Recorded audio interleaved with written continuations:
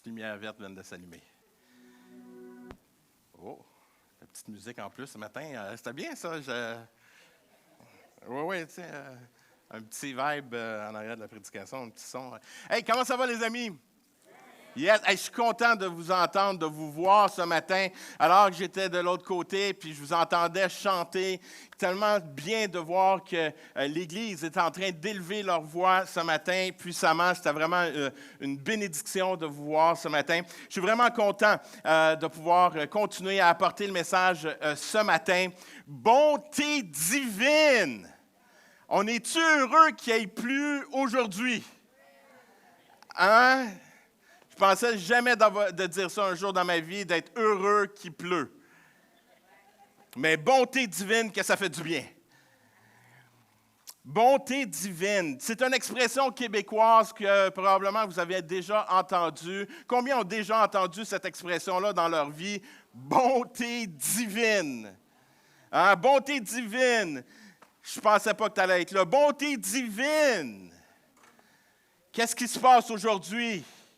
Et c'est un patois, c'est une expression québécoise qui veut dire, en gros, qu'on est surpris, qu'on est étonné de qu'est-ce qui se passe. Il y a dans un moment clé, puis on va dire, ah, bonté divine. Bon, moi, je vous l'apporte d'un bon côté. Je sais qu'il y en a peut-être, vous utilisez bonté divine, peut-être d'un côté un peu plus négatif, mais moi, je ne vais pas là ce matin.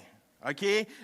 Juste dans le côté positif, là, quand on rit, on cherche nos clés. Bonté divine. Bon, j'ai trouvé mes clés.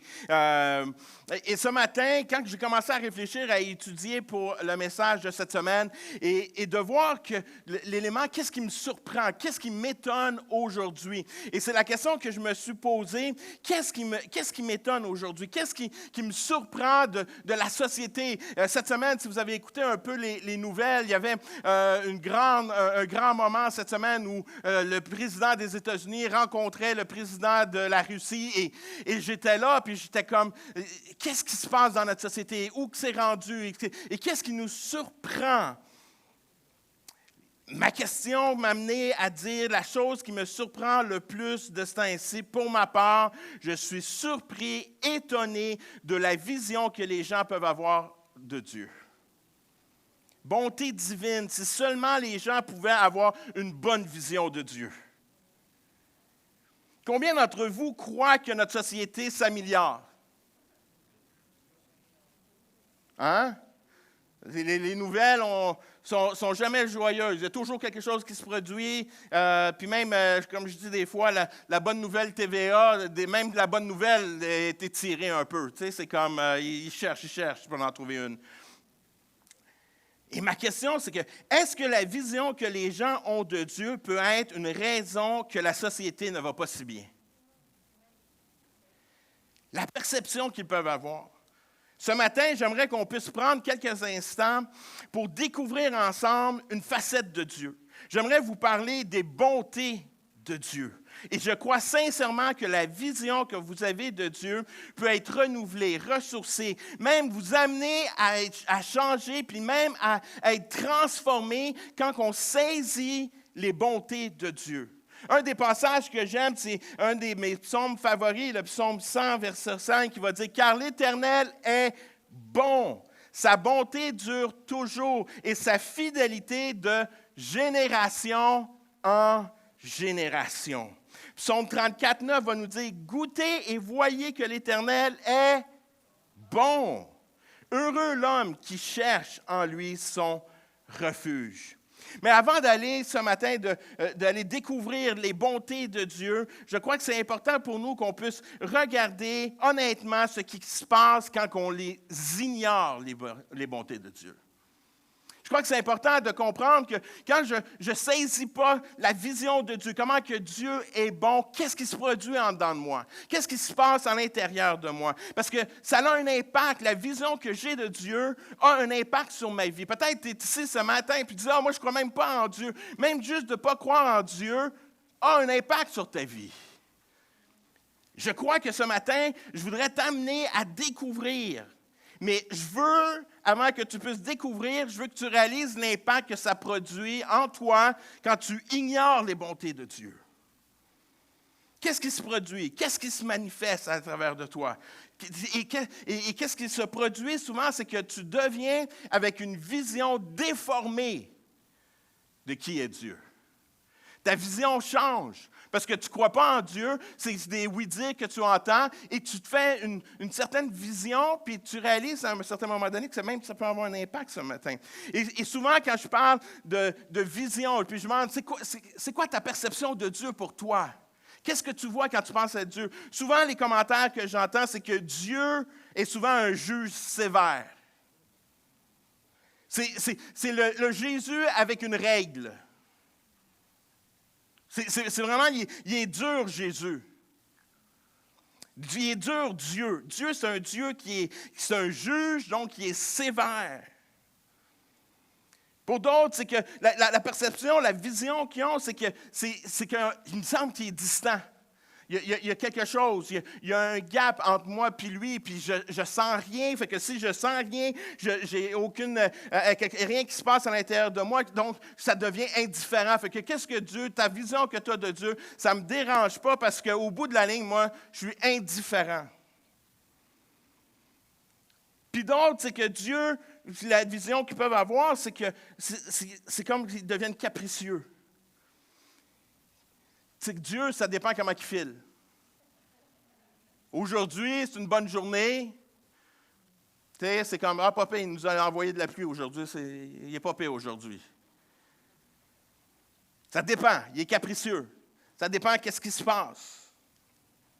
Et tout le monde a des visions et des perceptions déformées de qui est Dieu. Et même, savez-vous quoi? J'aimerais ça vous dire, même nous, pour des personnes que des fois, que ça fait des années qu'on est dans l'Église, des décennies. Hey, je suis capable de dire ça, moi, ça fait plusieurs décennies que je suis dans l'Église. Et des fois, ma vision de Dieu est déformée. Parce que je laisse mes habitudes, je laisse les circonstances de la vie venir me secouer et j'oublie. Un peu comme le peuple d'Israël. Le peuple d'Israël était un peuple qui était là et qui a expérimenté des choses extraordinaires dans le temps de Moïse. Le peuple d'Israël, il va passer à travers la mer morte, il va passer à travers les eaux. C'est incroyable, il est 10 plaies. Il va en voir que lui, le peuple, il vit la grâce, ils sont épargnés. Mais qu'est-ce qui arrive, par contre? À un certain moment donné, même qui ont tout expérimenté le miraculeux, qu'est-ce qui se produit? Ils vont oublier, puis ils vont déformer la vision de Dieu. Ça nous arrive des fois, nous aussi, d'avoir une vision, même en tant que chrétien, qu'on se laisse déformer, qu'on déforme notre vision sans le réaliser. Puis quand ça arrive, mais c'est ça qui se produit. Notre vision change, elle est déformée, puis on perd le sens. C'est ça qui est arrivé au peuple. Ce n'est pas sur le tableau, mais Nombre 14 va dire, il prosternait contre moi. On va tranquillement. Hein? Bonté divine, que des fois, qu'est-ce qui est dans ma tête puis qu'est-ce qui sort de ma bouche, c'est pas pareil. Il protestait contre Moïse et Aaron, leur disant, « Ah, si seulement nous étions morts en Égypte ou dans ce désert. » Ils ont déjà oublié. Ils ont déjà oublié les bontés de Dieu. Puis le peuple est en train de s'éloigner et leur vision était déformée. Parce qu'ils ont laissé la peur, leur situation, leur crise, les affecter. Ce matin, je veux qu'on puisse être rafraîchi. Je veux qu'on puisse être renouvelé. Que cette vision qu'on peut se laisser déformer puisse venir revenir à ce qu'elle est appelée à être. Cette vision déformée de Dieu produit quelque chose d'encore plus toxique aussi. Quand on continue, la vision se déforme, mais il y a un des impacts qui se produit quand on oublie les bontés de Dieu, qu'on ignore les bontés de Dieu, nous devenons ingrats et amers. C'est ça qui se produit. Ne pas reconnaître les bontés de Dieu nous rend ingrats. Et on développe une amertume, et il y a de l'amertume qui vient à l'intérieur de nous. C'est un processus de dégradation. C'est un aveuglement. Tout d'un coup, on ne voit plus qu'est-ce que Dieu fait dans ma vie et la seule chose que je vois, c'est tout ce qui est négatif. On commence à comparaître. Il y a des comparaisons toxiques. Pourquoi les autres ont-ils plus que moi? Est-ce que ça vous a déjà passé dans votre tête? Comment ça? Comment ça que lui a ça, puis moi je ne l'ai pas? Comment ça, lui, il a une grosse maison, puis moi, je demeure dans une petite maison? Puis là, tout d'un coup, on devient ingrat. On n'est plus capable de voir qu'est-ce qu'on a eu, les bénédictions qu'on a eues, on les perd. Parce qu'on commence à comparer. Puis là, on commence à se plaindre. Je sais que personne ici se plaint. Il y a juste moi qui se plaint. Il n'y a personne d'autre qui se plaint ici. C'est sûr et certain. Mais le peuple d'Israël, comme que j'ai mentionné tantôt, qu'est-ce qu'ils ont commencé à faire? Se plaindre. Ils ont commencé à se plaindre. On n'a pas la nourriture. Tu ne pourvois plus pour nous. Tu as toujours pourvu. On se plaint. Et qu'est-ce qui se produit? C'est que l'amertume s'enracine. Ça nous empoisonne notre perspective. Tout d'un coup, on ne voit plus les bontés de Dieu. L'impact qui arrive, c'est que c'est des familles brisées par l'ingratitude. Parce que tu n'es plus capable de voir ce qui se produit. Tu ne vois plus les bontés, qu'est-ce qui se produit. Quand tu deviens amer dans ta vie, puis avec ton partenaire, tu n'es plus capable de voir tout ce qu'elle a fait de bien. Il y a juste les choses néfastes qui te dérangent. Toutes les belles aventures, toutes les belles choses que vous avez pu avoir vécues, mais à cause de vous laisser rentrer l'ingratitude, l'amertume, qu'est-ce qui se produit? C'est comme, pof. Tu sais, la journée que je me suis marié, puis j'étais comme, « Wow, Seigneur, quel beau cadeau! » Quelques années après, je le regarde, je dis, « Ben là, t'as-tu vu? C'est pas le même modèle. » Hey, c'était pas comme ça, là. On devient ingrat. C'est comme, hey, qu'est-ce qui se passe? C'est la réalité. On vient comme ça. Puis on ne le réalise plus. On ne voit plus les choses comme avant, comme, wow, tout d'un coup, c'était merveilleux. Puis aujourd'hui, à cause que j'ai j'ai arrêté d'être reconnaissant du cadeau que Dieu tu m'as donné, que je dis, wow, merci Seigneur pour ce cadeau-là, que là, j'ai laissé l'ingratitude, l'amertume prendre place. Et qu'est-ce qui se produit encore plus, qui va nous emmène à l'autre étape, c'est qu'on perd espoir, on perd l'espérance, on perd foi. C'est ça qui arrive quand on ne renouvelle pas les bontés de Dieu, quand on ignore les bontés de Dieu.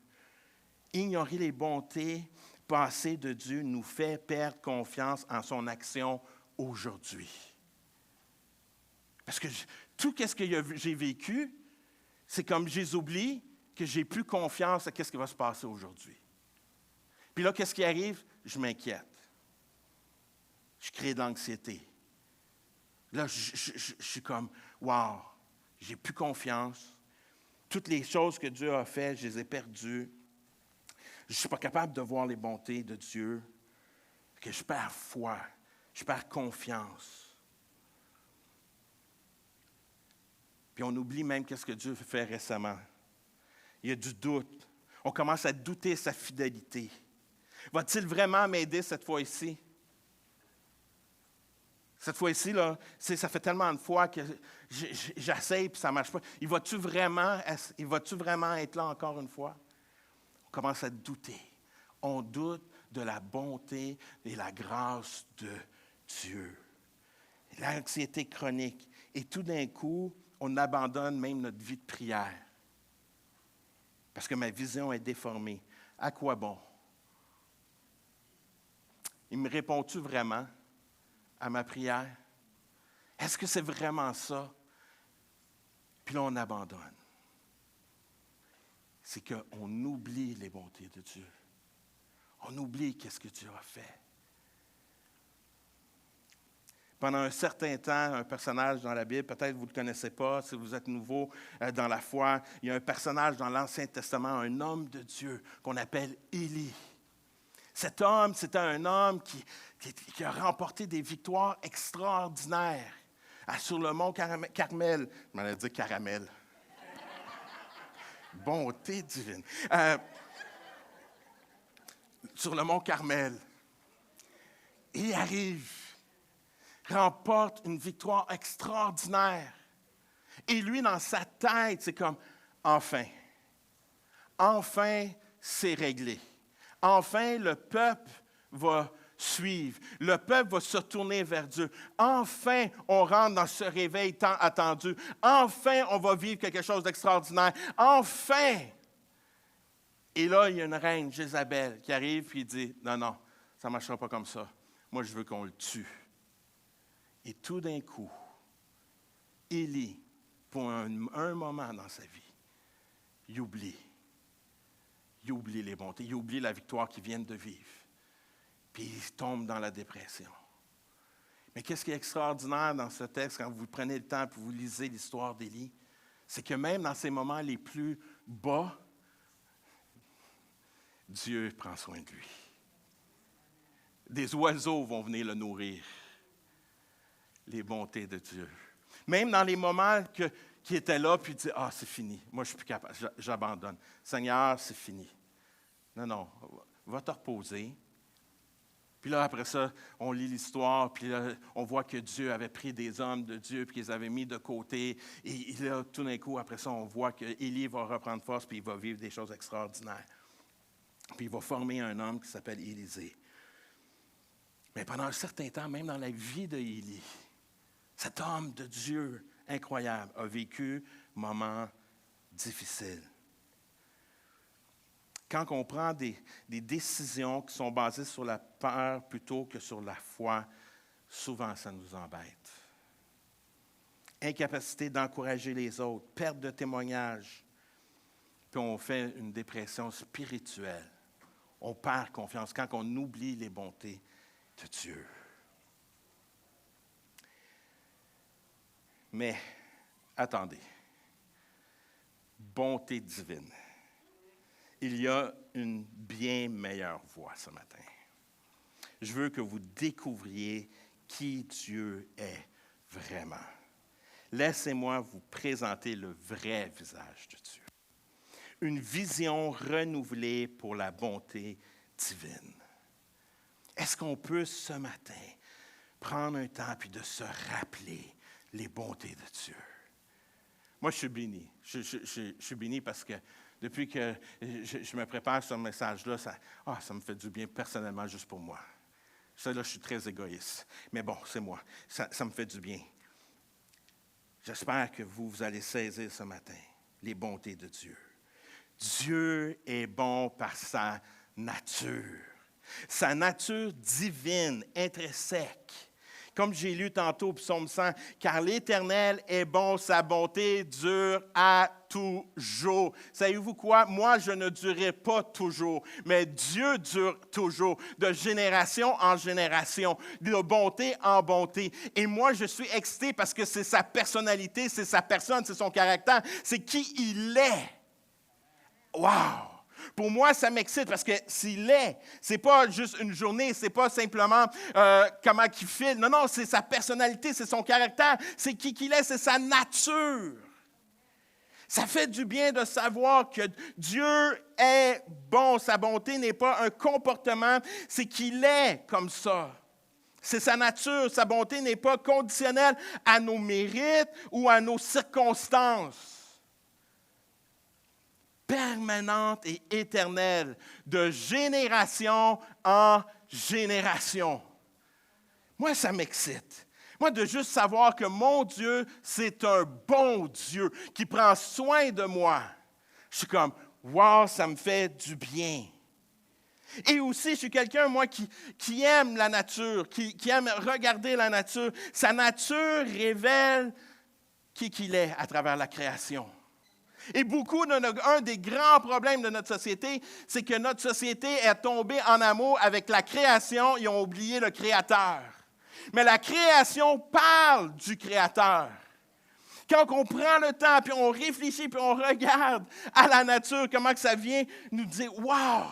Comment Dieu est grand! Quand Dieu est merveilleux! » Psaume 19, 1, « Les cieux racontent la gloire de Dieu. » Les cieux racontent la gloire de Dieu. Une des choses que moi et mon épouse, on aime faire, surtout dans l'époque où on louait un chalet au lac des Îles, à côté de notre chalet, il y avait une table à pique-nique. Et quand on est dans le nord, on était dépassé Mont-Laurier, il fait noir. Tu sais, ici en ville, c'est dur. Tu sais, c'est toujours éclairé.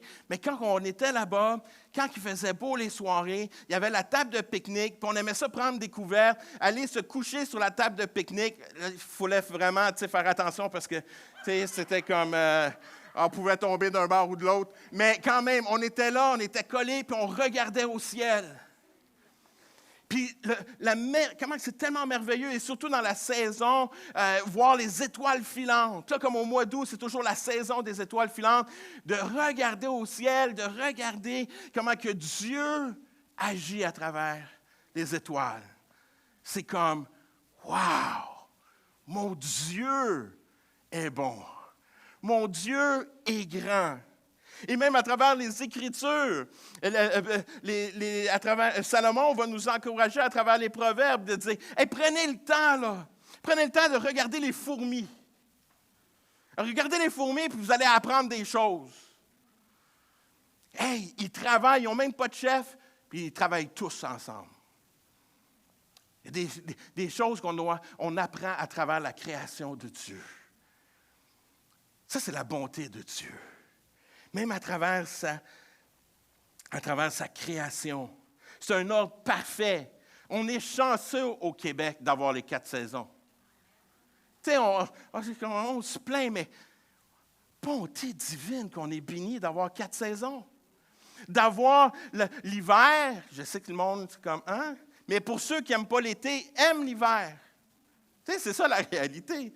Et après ça, le printemps, l'automne. L'automne, tu sais, c'est un moment où on voit les choses qui meurent, mais la réalité, c'est là qu'on voit le plus de couleurs. Quand on monte dans le nord, dans la période de l'automne, c'est comme, waouh, c'est-tu merveilleux les couleurs?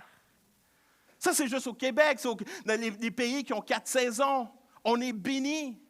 Bon, il y en a qui vont dire, moi, je serais béni devant un palmier 12 mois par année. Correct. Moi, je suis béni d'avoir les 4 saisons. La diversité. Tout est comment on pense, tous les animaux, les types d'animaux qu'il peut avoir. Les fruits, les légumes. Même si je vais toujours me poser la question, Seigneur, pourquoi? Mais ils sont là. De l'eau pure. On respire de l'air. Sa création, comment qu'elle est merveilleuse. Comment qu'elle est merveilleuse, sa création. Dieu prend soin des oiseaux. Dieu prend soin des oiseaux. Puis il nous l'enseigne à travers les Écritures. Hey, si je prends soin des oiseaux, pensez-vous que je vais prendre soin de vous?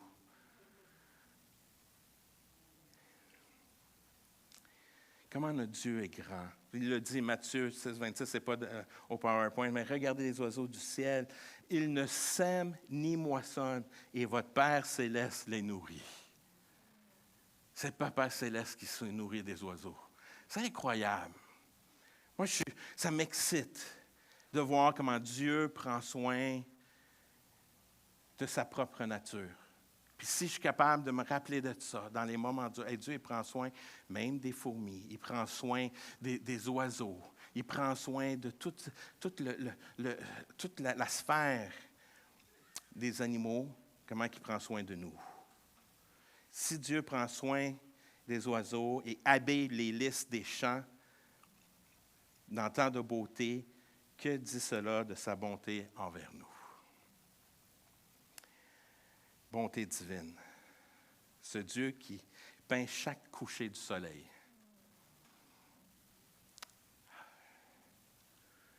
Différent à chaque fois. Jamais pareil. C'est merveilleux. C'est merveilleux. Pour moi, sa nature nous parle de qui il est. Et quand que j'entends les personnes qui ont une vision déformée puis qui disent qu'il n'y a pas de Dieu, je suis comme, comment tu peux? J'ai toujours dit, un athée a plus de foi que moi. Parce que c'est comme, je suis pas capable, c'est trop. Voir Dieu, ça prend plus de foi de ne pas croire que de croire. De voir la nature me parle de Dieu. Sa nature nous parle, puis on voit ses bontés à travers cela. Et qu'est-ce qui est merveilleux quand on regarde les bontés de Dieu, c'est que notre Dieu est un Dieu qui est bon dans sa nature, mais il est aussi un bon berger. Dieu est notre bon berger. Il est notre bon berger. Il prend soin de nous. Et j'aime David, qu'est-ce qu'il va dire dans le psaume 23, 1-3, qui dit « Le Seigneur est mon berger, je ne manquerai de rien. Il me met au repos sur de verts pâturages. Il me conduit au calme près de l'eau. Il me fait revivre. Il me guide sur la bonne voie car il est fidèle à lui-même. » Yes! Il est un bon berger et il connaît ses brebis. Il connaît ses brebis. Il nous connaît chacun d'entre nous. Il nous connaît par notre nom. Il connaît vraiment qui qu'on est. Il connaît notre caractère. Il connaît notre façon d'être. Il connaît la façon qu'on est. Il sait nos défauts. Il nous connaît. Ma mère, elle me dit souvent, elle dit hey, « Oublie pas, je t'ai tricoté. » Mais la réalité, c'est Dieu qui m'a tricoté. Mais ça, c'est la réalité. Il nous connaît. Il nous connaît par son nom. Et la beauté, c'est qu'il nous appelle par notre nom. Puis, c'est ce désir d'avoir cette relation. Puis quand on développe cette relation, à travers qu'on prend du temps dans la Bible, puis on lit la Bible, on apprend à le connaître. Puis plus qu'on apprend à le connaître, plus qu'on entend sa voix, parce qu'on voit ce qui est écrit à l'intérieur de la Bible, on apprend à connaître la voix de notre berger. Et quand on entend la voix de notre berger, bien, on se laisse guider, diriger par lui. Et ce matin, j'aimerais ça vous montrer une petite vidéo.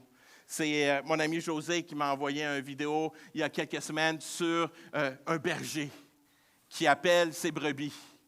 Mais avant que le berger appelle ses brebis, il y en a 3 autres qui vont essayer d'appeler les brebis. Puis on va voir le résultat. Qu'on puisse regarder.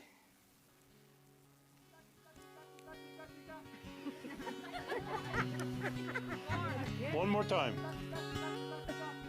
Oh, one is.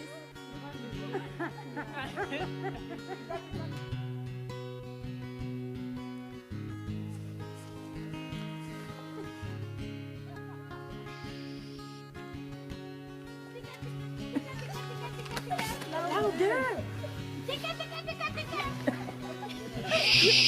Tika, tika, tika, tika. Tika, tika.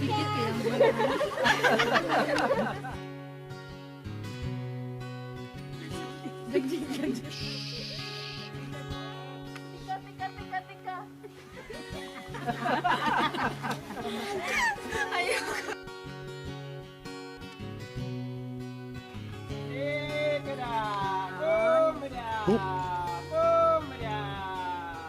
Look at them. Look at them.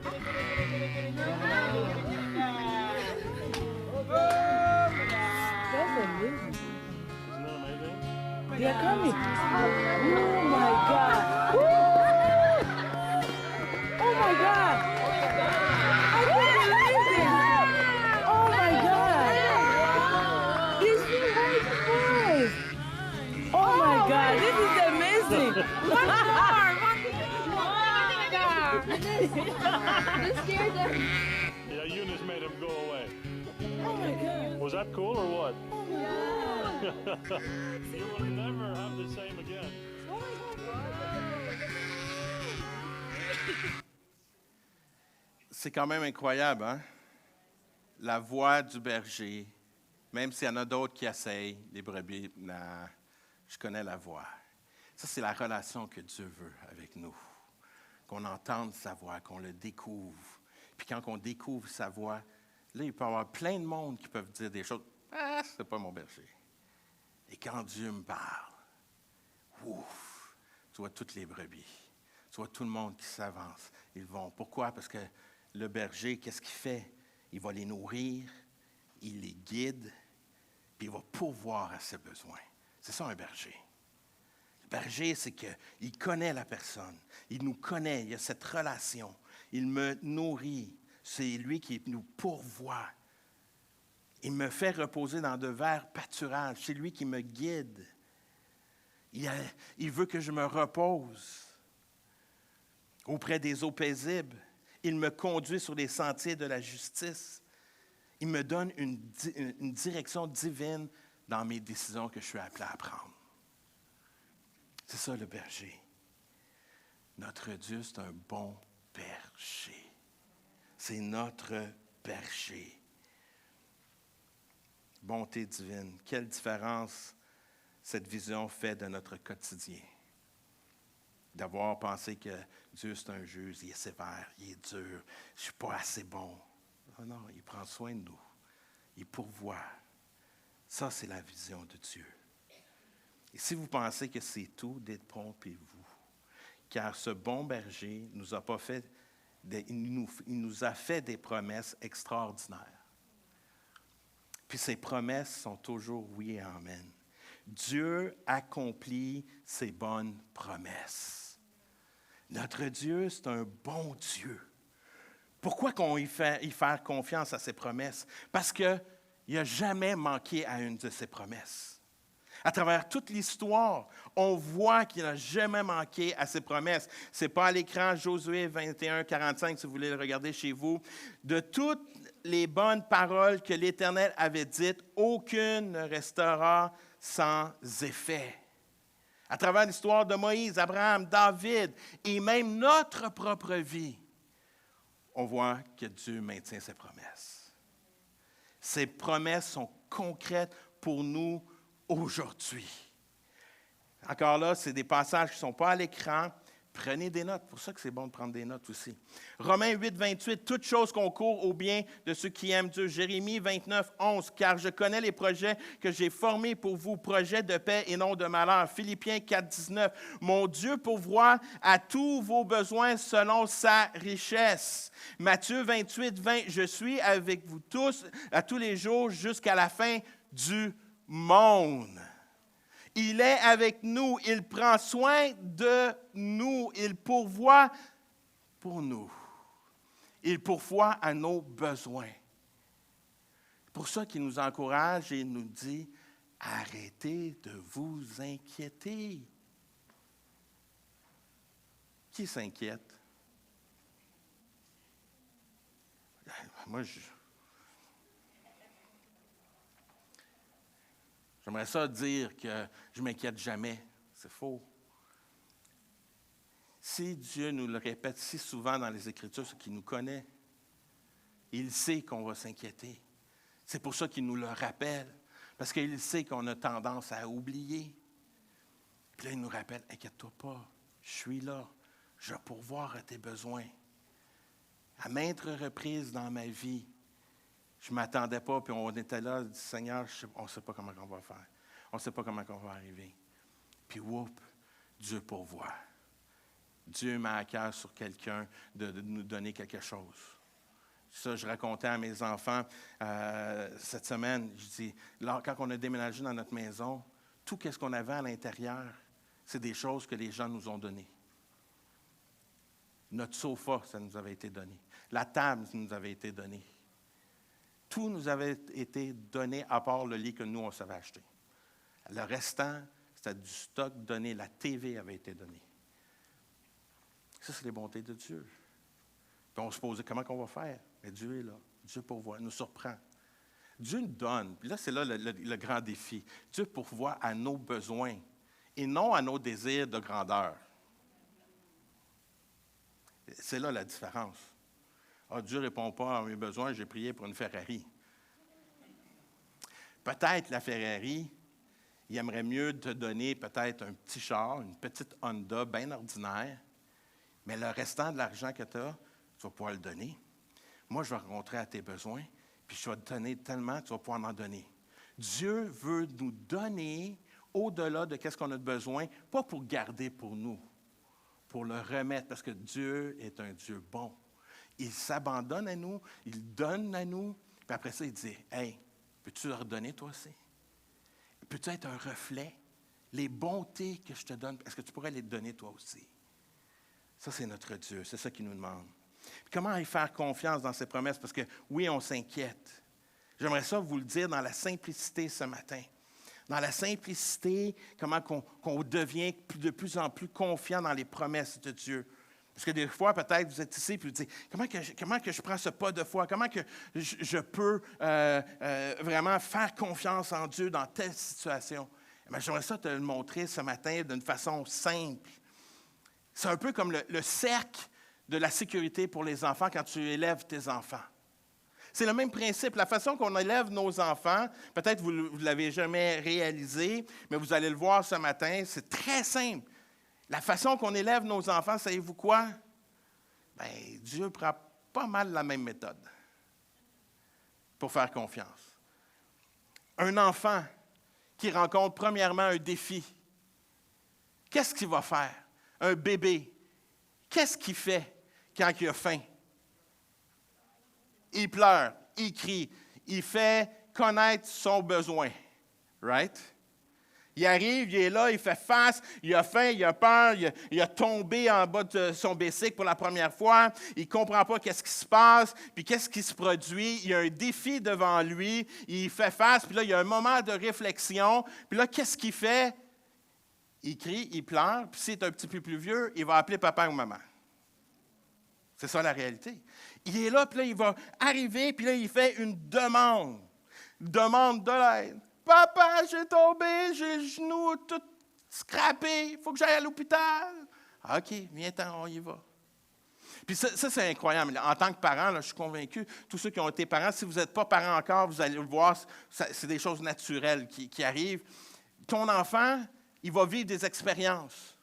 Puis le niveau de la demande, tu vas savoir comment tu vas répondre.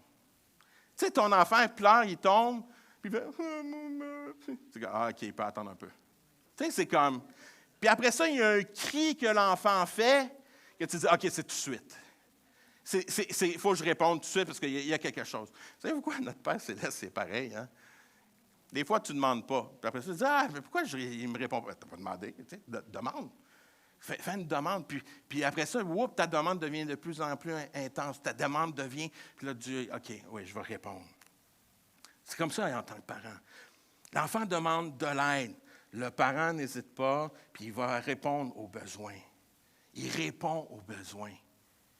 C'est comme ça que votre enfant devient, il va avoir de plus en plus confiance en vous. Que juste à un moment donné, la première fois qu'il va aller dans la piscine, puis là, le papa, il est là, puis là, l'enfant, il est sur le bord, puis il saute. Puis là l'enfant, je serai dessus. Puis là, à un moment donné, l'enfant saute, puis là, le papa l'attrape. Puis après ça, qu'est-ce qui arrive? Pendant le restant de la journée, il veut refaire la même affaire. Parce que là, il a développé une confiance. Savez-vous, c'est un peu la même chose avec Dieu, avec les promesses de Dieu. Faites la même chose. Allez, demandez pour un petit quelque chose et Dieu va répondre. Puis vous dites, hey, tu as répondu à ma prière. Oups. Puis après ça, tu demandes. C'est le même processus. C'est comme ça qu'on apprend à faire confiance dans les promesses de Dieu. C'est aussi simple que ça. C'est aussi simple que ça. La même façon que j'enseigne à mes enfants, Dieu m'enseigne de la même façon. Demande-moi, tu vas voir, je vais te répondre. Demande-moi, tu vas voir, je vais te répondre. Puis quand il te répond, tu dis, ah, Dieu, tu as répondu à ça. Même cette petite affaire-là, je ne trouve plus mon cellulaire, aussi banal que ce soit. Puis là, Dieu, je ne trouvais pas. Puis là, whoop, la lumière. Ah, Seigneur, tu as répondu. Merci. Merci. Puis là, après ça, tu demandes de plus en plus. Et c'est comme ça. C'est comme ça qu'on apprend la confiance. J'ai lu une citation, je vais vous lire une citation, juste pour les parents, pour vous dire, hey, dans la vie, là, des fois, moi, je sais qu'en tant que parent, là, des fois, je m'en mettais de la pression. je veux vous l'enlever. C'est une psychoéducatrice qui parle de ce système-là de sécurité. C'était sur le site du gouvernement. C'est Julie Rioux, une psychoéducatrice. Ce n'est pas à l'écran, mais elle va écrire ce texte, la perfection. Puis elle parle aux parents. Puis elle dit, mission impossible. Déjà là, ça fait, je ne pourrais pas être parfait avec mes enfants. C'est comme, OK. Puis là, elle parle aux parents. Votre rôle de parent, c'est de faire preuve de bienveillance et d'être plus grand, plus fort, plus sage que votre enfant pour lui apporter la sécurité nécessaire à son épanouissement. Cela dit, rappelez-vous que ce dont votre enfant a besoin, c'est d'un parent suffisamment bon. En fait, vous devrez être adéquat au moins une fois sur 3. J'étais comme, wow, une fois sur 3. Être parent. Tu sais, c'est comme, hey, ben bon, je dois être un bon parent. Je pense que je l'ai eu. 1 sur 3, je suis capable. Tu sais, il me semble que j'ai été capable de faire ça une fois sur 3.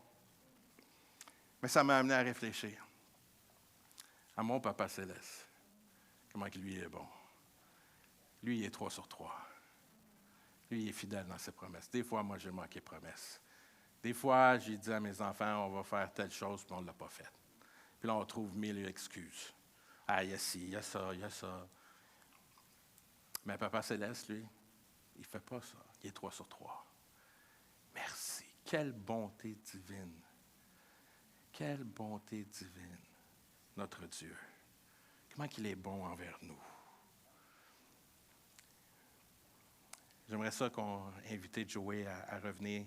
On va rentrer dans un temps de louange bientôt. Notre Dieu, il prend soin de nous. Je veux nous encourager ce matin dans du concret. Commencez petit. Découvrez sa bonté, sa fidélité. Peut-être ce matin, je peux t'encourager à prendre un journal pour ne pas oublier les bontés de Dieu. Prendre un journal de prière, écrire, juste pas obligé d'écrire des romans. Surtout, je parle pour moi. Moi, quand j'écris dans mon journal, j'écris des fois 2 phrases, 3 phrases. Je n'écris pas des romans. Je ne suis pas comme ça, je vais écrire 3-4 points juste pour me rappeler. Des choses petites. Peut-être un jour, je vais devenir romancier. Je ne sais pas, mais je ne pense pas. Mais juste de prendre des notes, de se rappeler, pour pas qu'on oublie les bontés de Dieu. Qu'on puisse documenter sa bonté, sa fidélité. Se rappeler des interventions qu'il a faites dans ma vie, dans le passé, pour quand je vis des choses au présent, je peux arriver, non, je me rappelle, je me souviens. Je me souviens des bontés de Dieu. Et c'est comme ça qu'on grandit dans la confiance. C'est comme ça que notre foi se développe. C'est comme ça qu'on apprend à découvrir le cœur de Dieu. Parce qu'on est attentif à ses bontés. Et Dieu veut nous transformer. J'aime cette citation de C.S. Lewis qui va mentionner « Il peut transformer les plus faibles et les plus souillés d'entre nous en des créatures immortelles, éblouissantes et rayonnantes. » Palpitante d'une énergie, d'une joie, d'une sagesse, d'un amour que nous ne pouvons pas encore imaginer. Il peut faire de nous des miroirs purs et sans tache, reflétant parfaitement vers Dieu sa propre puissance infinie, sa joie et sa bonté. Le processus sera long. C'est là qu'on n'aime pas. Nous, c'est... Non, parce qu'il veut qu'on puisse se développer. Le processus sera long et par moments douloureux. Mais c'est bien cela qui nous attend, rien de moins. Alors, ayez une vision de nouveauté. Est-ce que ce matin, nous pouvons avoir une vision nouvelle de la bonté de Dieu?